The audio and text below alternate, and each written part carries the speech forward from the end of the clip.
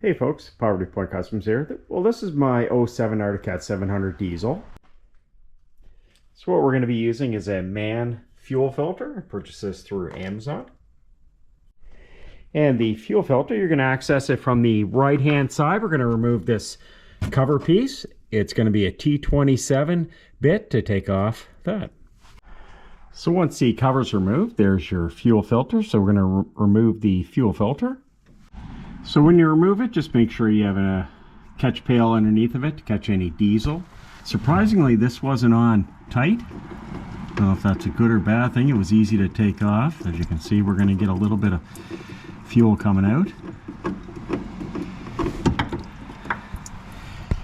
There we go. There's the old filter. So there's the two filters. You want to make sure they're the same size, which they are. I noticed the new one did not come with this O-ring, so we're going to have to reuse this O-ring from this filter. So what you're going to do first is fill this with diesel and put a little bit around the O-ring before we reinstall it. So the new filter's filled with diesel, and I've put some oil around the O-ring. Before you put the new filter on, you're going to take this O-ring and it's going to go right up through the threads here, just like that. So make sure that stays on before you screw on the new filter. Just make sure the old filter is not stuck on there also.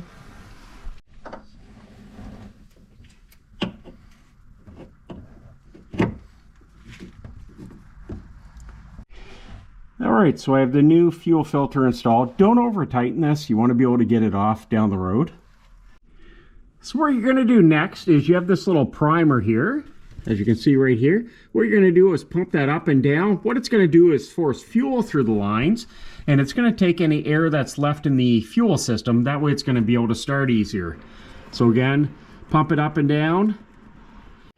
And we're going to go and try to start it. Let's turn it on. We're going to wait for the glow plug light to turn off, and then hopefully it's going to start.